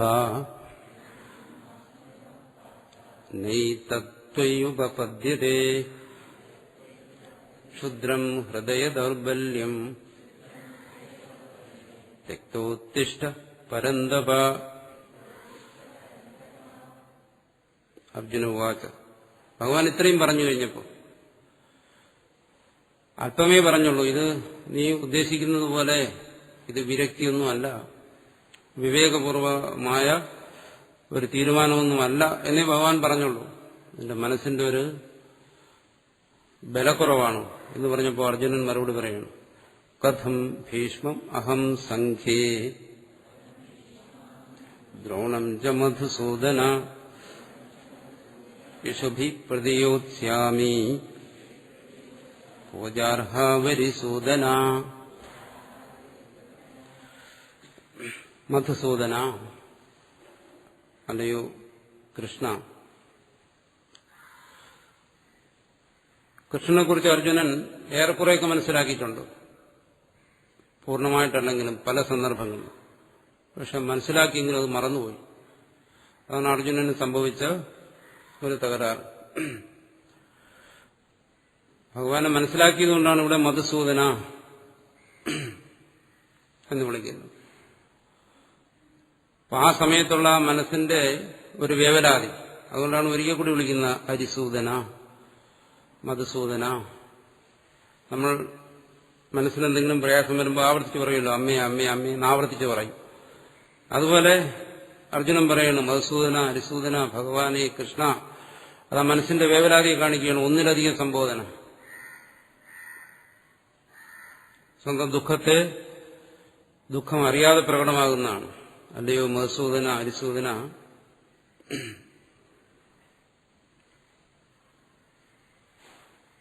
പൂജാർഹവും, പൂജാർഹന്മാരായിട്ടുള്ള ആരൊക്കെ? ഭീഷ്മം ദ്രോണം ച. അഭീഷ്മരെയും ദ്രോണരെയും രണ്ടും ഗുരുക്കന്മാരാണ്. രണ്ടുപേരിൽ നിന്നും വിദ്യകൾ അഭ്യസിച്ചതാണ്. അസ്ത്രവിദ്യ മാത്രമല്ല, ധർമ്മം, നീതി, സർവശാസ്ത്രങ്ങളും ഇവരിൽ നിന്ന് അഭ്യസിച്ച ആളാണ്.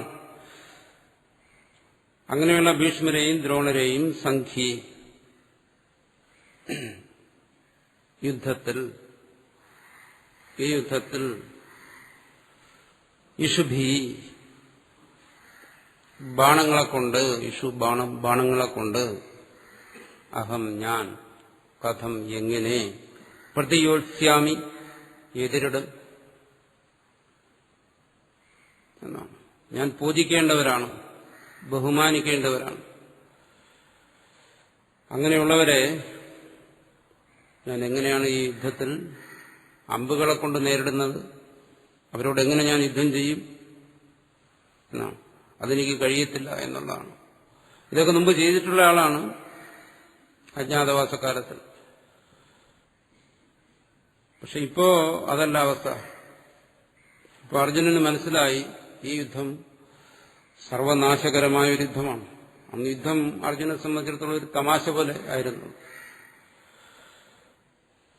പെട്ടെന്നുണ്ടായ ഒരു യുദ്ധമാണ്. അവിടെ ഇവരെയൊക്കെ നേരിട്ടു പരാജയപ്പെടുത്തി ഭഗവാന്റെ സഹായത്തോടുകൂടി. പക്ഷെ ഇവിടെ അങ്ങനെയല്ല. ഇത് രണ്ടും കൽപ്പിച്ചുള്ള ഒരു യുദ്ധമാണ്. സർവ സംരംഭങ്ങളും തയ്യാറാക്കി രണ്ടിലൊന്ന്, ഒന്നുകിൽ നാശം അല്ലെങ്കിൽ ജയം, രണ്ടിലൊന്ന് തീരുമാനിച്ചുള്ള ഒരു യുദ്ധമാണ്. ഈ യുദ്ധത്തിൽ അർജുനൻ അറിയാം തനിക്ക് ഭീഷ്മരെയും ദ്രോണരെയും എല്ലാം വധിക്കേണ്ടി വരും. അവസാനം കിട്ടുന്നത് എന്താണ്? രാജ്യം. അതാണ് അടുത്ത് പറയുന്നത്. ഈ രാജ്യത്തിനു വേണ്ടി ഈ ഗുരുഭൂതന്മാരെ ഞാൻ എങ്ങനെ നേരിടും?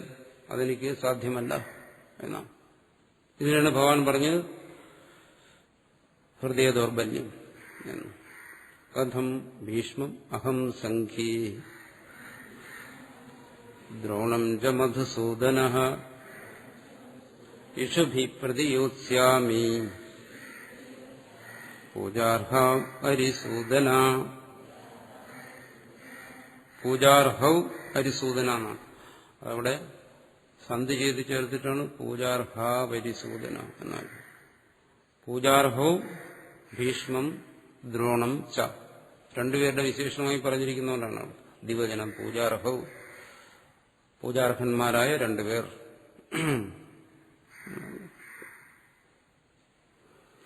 വീണ്ടും അർജുനൻ തന്റെ സങ്കടം പറയുകയാണ്. ഗുരുനഹത്വാഹി മഹാനുഭാവാൻ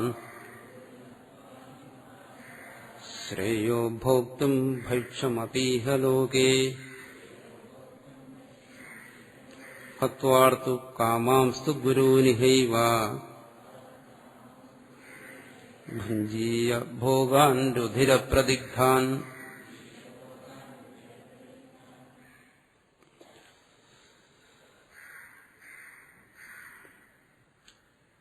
മഹാനുഭാവാൻ ഗുരൂൻ. മഹാ അനുഭാവം, അനുഭാവം പ്രഭാവം, തേജസ്, ശക്തി, ഐശ്വര്യം ഇതെല്ലാം ഉള്ളവരായ മഹാപ്രഭാവശാലികളായ ഗുരുവൻ എന്നാണ്. എന്റെ ഗുരുക്കന്മാർ ഭീഷ്മദ്രോണാദികളെന്ന് പറയുന്നവര് നിസ്സാരന്മാരല്ല. ദേവന്മാരോടുകൂടി പോലും യുദ്ധത്തിലാണെങ്കിൽ യുദ്ധം ചെയ്ത് അവരെ വെല്ലാൻ കഴിവുള്ളവരാണ്. അത് മാത്രമല്ല, സർവശാസ്ത്ര വിശാരദന്മാരാണ്, തത്വജ്ഞാനികളാണ്, യോഗികളാണ്. അങ്ങനെയുള്ള മഹാപ്രഭാവശാലികളായ ഗുരുക്കന്മാരെ നിസ്സാരന്മാരല്ല എന്നർത്ഥം. അഹത്വ, അവരെ കൊല്ലാൻ ഞാൻ ഉദ്ദേശിക്കുന്നില്ല. അവരെ കൊല്ലുന്നതിന് പകരം അഹത്വ, കൊല്ലാതിരുന്നിട്ട്, ഹത്വ എന്ന് വെച്ചാൽ കൊന്നിട്ട്, ഗുരുൻ അഹത്വ എന്ന്.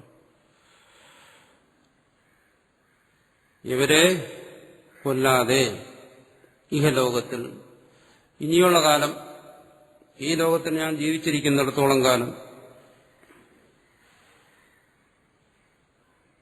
ഭൈക്ഷ്യം, ചില പുസ്തകങ്ങളിൽ ഭൈക്ഷ്യം എന്നുണ്ട്, രണ്ടായാലും ശരി തന്നെ, ഭൈക്ഷ്യം അഭിഭോക്തം ശ്രേയ.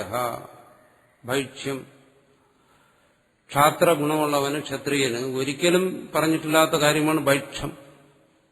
സന്യാസിക്ക് പറഞ്ഞിട്ടുള്ളതാണ് ഭിക്ഷാന്നം സ്വീകരിക്കുക. ഭൈക്ഷ്യം എന്ന് പറഞ്ഞാൽ സന്യാസവൃത്തി. അതൊരിക്കലും ക്ഷത്രിയന് വിധിച്ചിട്ടില്ല.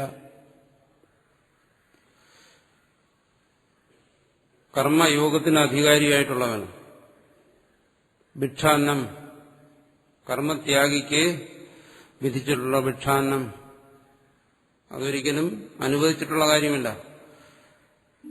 പക്ഷേ അർജുനൻ പറയാണ്, അങ്ങനെയുള്ള ഭൈക്ഷവും ഭോക്തും ശ്രേയ, അത് ഭക്ഷിക്കുന്നത് ആണ് കുറച്ചുകൂടി മെച്ചപ്പെട്ട കാര്യം. അതാണ് ഞാൻ ശ്രേഷ്ഠമായി കാണുന്നത്. ഇവരെ കൊല്ലുന്നതിലും നല്ലത് ഈ യുദ്ധരംഗത്ത് നിന്നും പോയി സന്യാസം സ്വീകരിച്ച് ഭിക്ഷാടനം നടത്തി ജീവിക്കുക. ഇവിടെ സന്യാസത്തെ അർജുനൻ സന്യാസത്തെ സൂചിപ്പിക്കുകയാണ്. മനസ്സ് തളർന്ന്, മനസ്സ് ദുർബലമായി മറ്റ് ജീവിതത്തിൽ ഒരു ഉപായവും മറ്റൊരു മാർഗവും കാണാതെ മനുഷ്യൻ സന്യാസത്തിലേക്ക് തിരിയാറുണ്ട്. മറ്റൊന്നും കാണുന്നില്ല ഉപായം. അതുപോലെ അതായത് പെട്ടെന്ന് താൻ നിൽക്കുന്ന നിലയിൽ നിന്നും ഒരു കരണം മറിച്ച്. അതാണ് ഇവിടെ അർജുനനും പെട്ടെന്ന് തലേ ദിവസം വരെ, അല്ലെങ്കിൽ ഈ യുദ്ധത്തിന് വരുന്നതിന് തൊട്ട് മുമ്പ് വരെ പ്രതിജ്ഞ ചെയ്ത ആളാണ് ധർമ്മപുത്രരോട്. ഞാൻ ഒറ്റയ്ക്ക്, നിങ്ങളാരും എനിക്ക് കൂട്ടണമെന്നും വേണ്ട, ഞാൻ ഒരാൾ മാത്രം ഈ സൈന്യത്തെ മുഴുവൻ മുടിച്ചു കളയാം എന്ന് പറഞ്ഞ അർജുനനാണ്. ഒരു നിമിഷം കൊണ്ടെല്ലാം പറഞ്ഞു. ആ ഹൃദയ ദൗർബല്യം അർജുനനെ പിടികൂടി ഭഗവാൻ പറഞ്ഞതാണ്. അപ്പോൾ പറയുന്നു, ഞാനിതെല്ലാം ഉപേക്ഷിക്കാൻ തയ്യാറാണ്.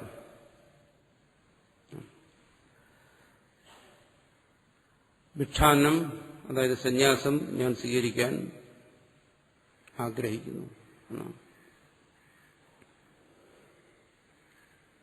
എന്തുകൊണ്ട്? എന്റെ ഗുരുക്കന്മാർ മഹത്വമുള്ളവരാണ്. അപ്പൊ ധർമ്മ നീതി ശാസ്ത്രങ്ങളെല്ലാം അറിയാവുന്ന ആളാണ്. അവരെങ്ങനെയുള്ളതാണ്?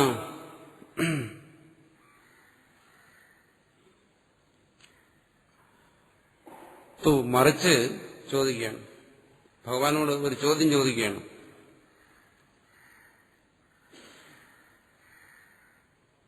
അർത്ഥകാമാൻ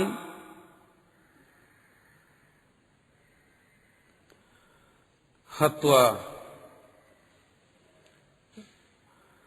അർത്ഥകാമാൻ ഗുരൂൻ ഹത്വ ഇഹൈവ രുധിരപ്രതിഗ്ധാൻ ഭോഗാൻ ഭുഞ്ജീയ. ഇതൊരു ചോദ്യമാണ്. അർത്ഥകാമന്മാരായ ഈ ഗുരുക്കന്മാരെ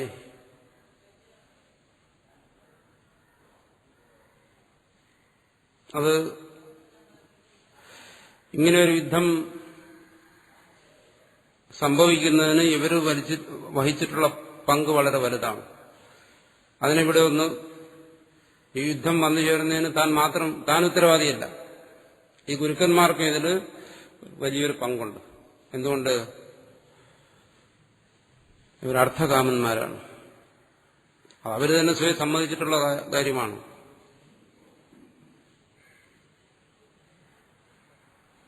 അർത്ഥസ്യ പുരുഷോ ദാസ്.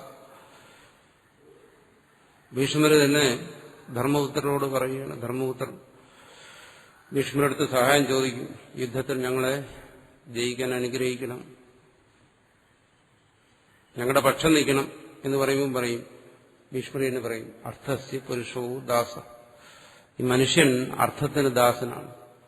ധനദാസന്മാരാണ്, അതിന് കീഴ്പ്പെട്ടു പോകും.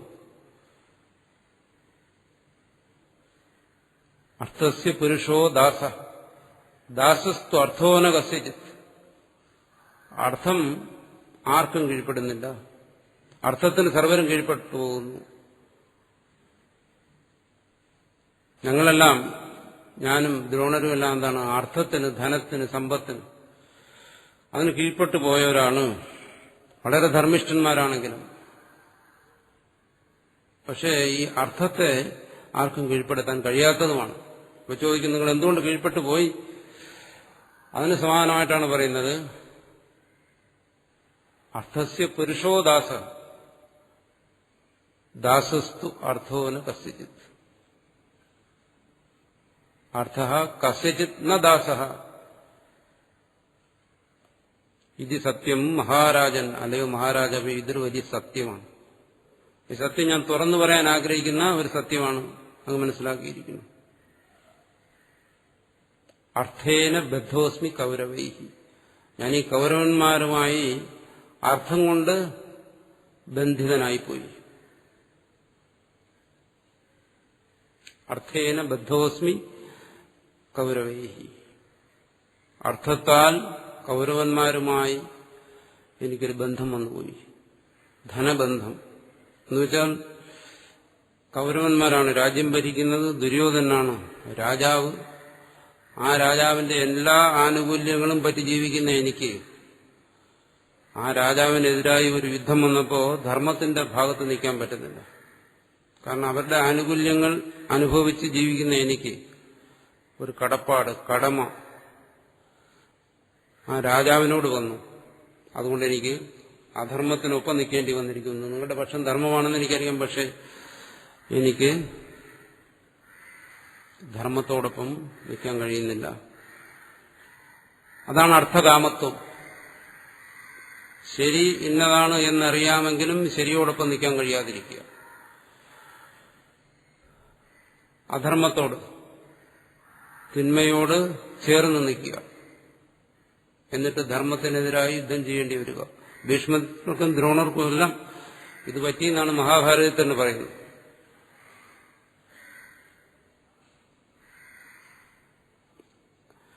അങ്ങനെയുള്ളവരെ എതിരിടേണ്ടി വരിക. അങ്ങനെയുള്ളവരെ എതിരിടാനും പ്രമാണമുണ്ട്.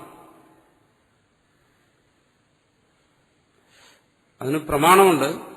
പക്ഷെ എന്നാലും അത് ചെയ്യണമോ എന്നാണ് അവിടെ ഞാൻ ചോദിക്കുന്നത്.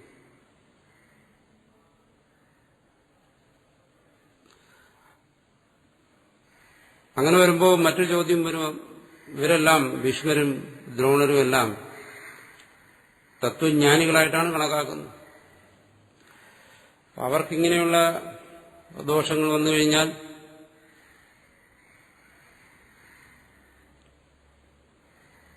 മഹാത്മാർക്കും ജ്ഞാനികൾക്കുമെല്ലാം ഇങ്ങനെയുള്ള കെട്ടുപാടുകൾ വന്ന് പിണഞ്ഞു പോവുക.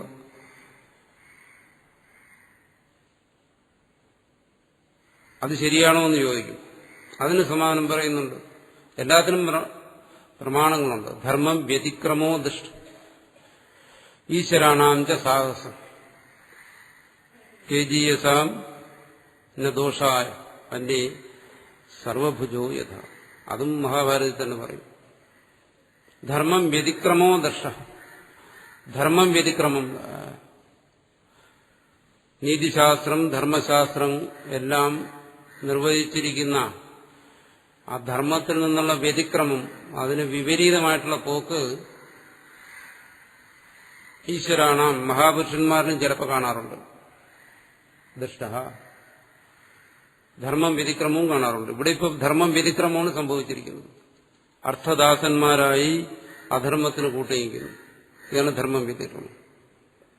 ഈശ്വരാണാം ച സാഹസം, സാഹസ പ്രവൃത്തികൾ, അതായത് മര്യാദയില്ലാതെയുള്ള പ്രവൃത്തികൾ ചിലപ്പോൾ കാണാറുണ്ട് ചില സന്ദർഭങ്ങളിൽ. അതിനെന്ത് സമാധാനം പറയും? അങ്ങനെ ഇവർ പ്രവർത്തിക്കുന്നതിന് ധർമ്മോല്ലംഘനം അത് നടത്തിയിരിക്കുകയാണ്. അവര് പഠിച്ചതും അറിഞ്ഞതും അനുസരിച്ചല്ല അവർ പ്രവർത്തിച്ചിരിക്കുന്നത്. തേജീയസാം ന ദോഷായ. തേജീയസാം തേജസ്സുറ്റവരാണവർ. അവർക്കിതൊന്നും ദോഷകരമായി സംഭവിക്കുന്നില്ല അവരെ സംബന്ധിച്ച്. എന്തുകൊണ്ട്? വന്യയെ സർവഭുജോ യഥ. അതിനൊരു ഉദാഹരണം പറയുന്നു. സർവഭുക്, സർവത്തെയും ഭക്ഷിക്കുന്ന വന്നി. മനുഷ്യനെ സംബന്ധിച്ചിടത്തോളം ഉണ്ട് എന്താണ്? ശുചിത്വമുള്ളതേ ഭക്ഷിക്കാവൂ, അശുചി ഭക്ഷിക്കാൻ പാടില്ല. വേദം തന്നെ വിധിച്ചിരിക്കുന്നു. അങ്ങനെ ഭക്ഷിച്ചു കഴിഞ്ഞാൽ അതിന് പ്രായശ്ചിത്ത കർമ്മങ്ങളൊക്കെ ചെയ്യണം.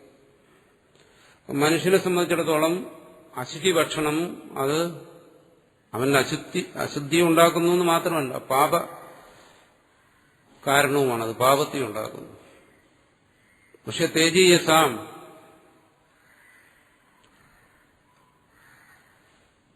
ഇങ്ങനെയുള്ള മഹാത്മാക്കളെ സംബന്ധിച്ചിടത്തോളം എന്താണ്? അവർ അഗ്നിയുടെ ഭക്ഷണം പോലെയാണ്. അഗ്നി എന്തിനേയും ഭക്ഷിക്കും, അതിന് വിധിയില്ല. അത് നല്ലതേ ശുചിത്വമുള്ളതേ ഭക്ഷിക്കാവുന്നില്ല.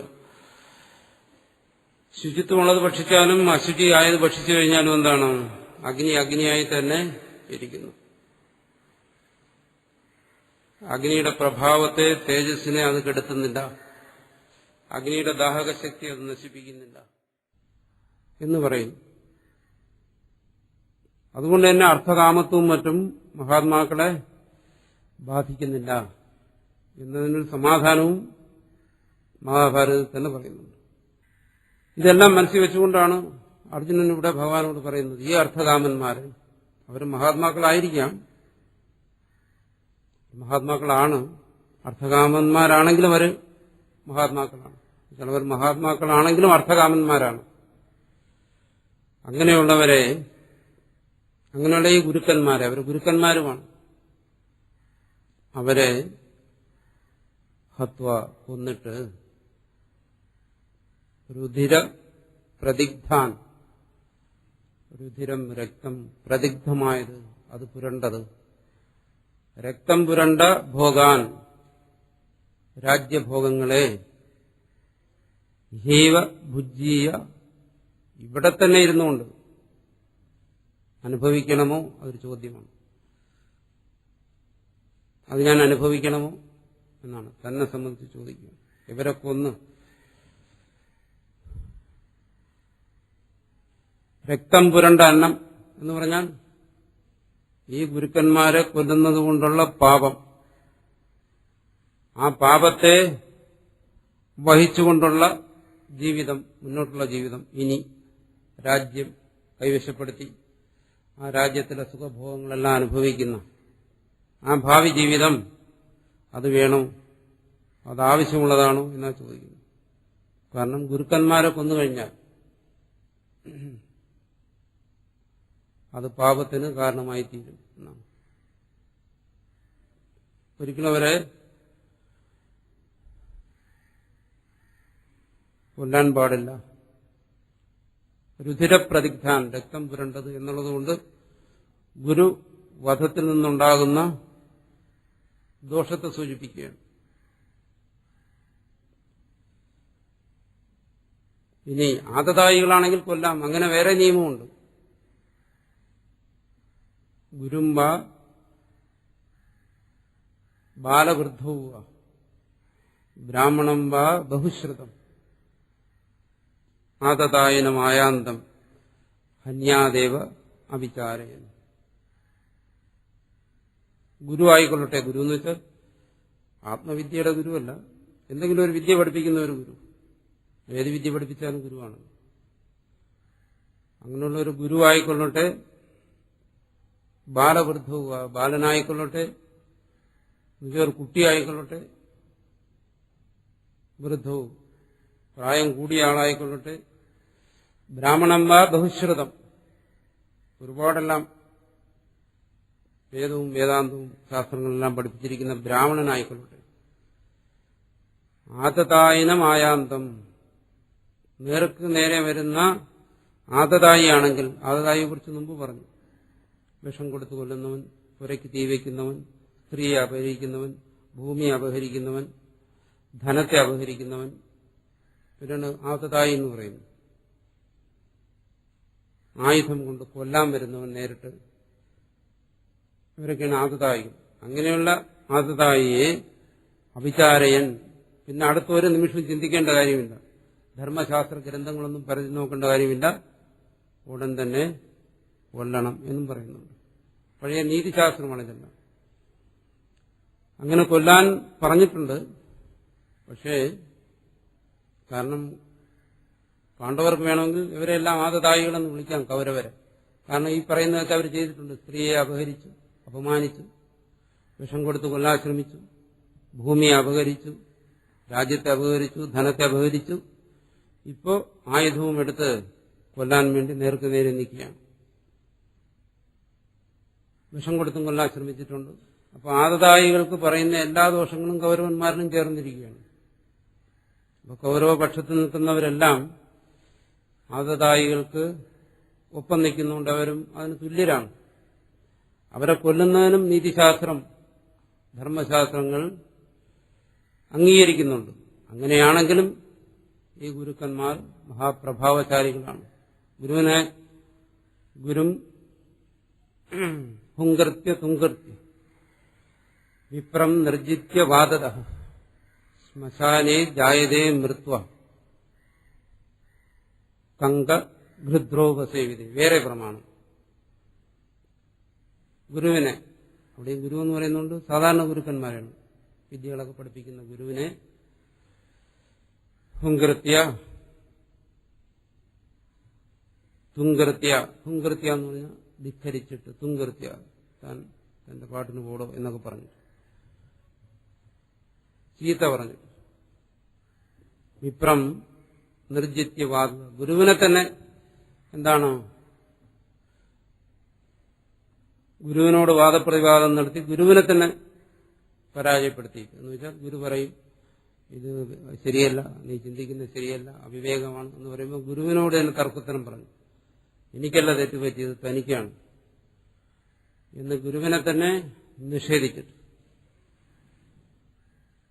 ഒരു ശിഷ്യൻ പോവുകയാണെങ്കിൽ അവനെന്ത് പറ്റും? ഗുരും ഹുങ്കൃത്യ തുങ്കൃത്യ വിപ്രം നിർജിത്യ വാദത. അവന് പിന്നെ എന്താണ് സംഭവിക്കുന്നത്? മൃത്വ, അവൻ മരിച്ചിട്ട് ശ്മശാനെ, അടുത്ത ജന്മത്തിൽ, ആ ജന്മത്തിൽ ചിലപ്പോൾ അവന്റെ അഹങ്കാരവും ശക്തിയൊക്കെ കൊണ്ട് അവന് രക്ഷപ്പെട്ടെന്ന് പറയാം. പക്ഷെ അടുത്ത ജന്മത്തിൽ അവൻ ശ്മശാനത്തിലെ കങ്കം, പാഴ്വൃക്ഷമായിട്ട്, ശ്മശാനത്തിൽ നിൽക്കുന്ന പാഴ്വൃക്ഷം ആയിട്ടാണ് അതിന്റെ അടുത്ത ജന്മം ഉണ്ടാകുന്നതാണ്. അങ്ങനെ ഘൃദ്ര ഉപസേവിതേ, ശ്മശാനത്തിലിരിക്കുന്ന പാഴ്വൃക്ഷം എന്ന് പറഞ്ഞാൽ എന്താണ്? അതിന്റെ പുറത്താണ് കഴുകൻ ശവങ്ങളെ കൊണ്ടുവച്ച് കൊത്തി വലിക്കുന്നത്, എന്നിട്ട് അത് ഭക്ഷിച്ചത് കാഷ്ടിക്കുന്നത്. അങ്ങനെയുള്ള ഏറ്റവും നീചമായ, മൂഢമായ, താമസമായ ഒരു ജന്മമായിരിക്കും. മനുഷ്യജന്മം പോലും കിട്ടത്തില്ല. ഘൃദ്രോപസേവിതേ, കഴുകനിരിക്കുന്ന ഒരു പാഴ്വൃക്ഷമായിട്ടായിരിക്കും അവന് അടുത്ത ജന്മം ഉണ്ടാകുന്നതെന്നാണ്.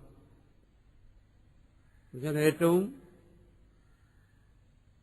നരകമാണ് അവനെ കാത്തിരിക്കുന്നത് എന്നർത്ഥം. എന്നുവെച്ചാൽ എന്തെങ്കിലും ഒരു വിദ്യ ഉപദേശിക്കുന്ന ഒരാളിന് ധിക്കരിക്കുകയും നിഷേധിക്കുകയും ചെയ്യുന്ന ഒരുവന് ഒരു സാധാരണ മനുഷ്യനുണ്ടാകുന്നതാണ്. ആത്മവിദ്യയുടെ പ്രകടനത്തിലല്ല ഇത് പറയുന്നത്. പാടില്ല, അങ്ങനെ ചെയ്യാൻ പാടില്ലെന്നാണ്.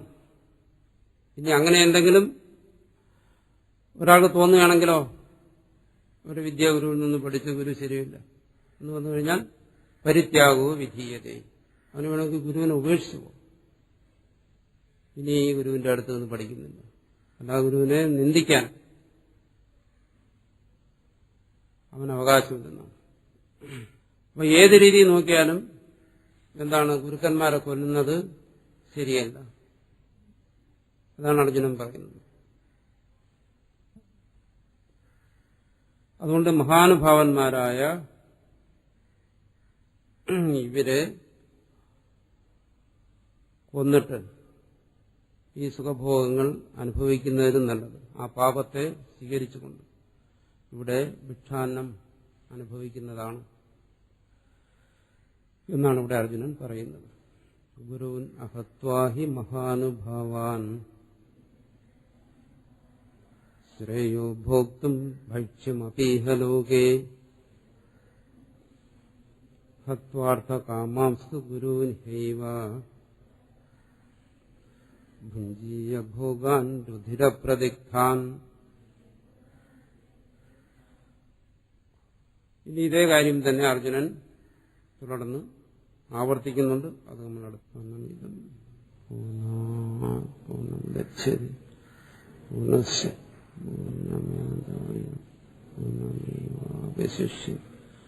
ഓം ശാന്തി ശാന്തി ശാന്തി. ഓം ശ്രീ ഗുരുഭ്യോ നമഃ.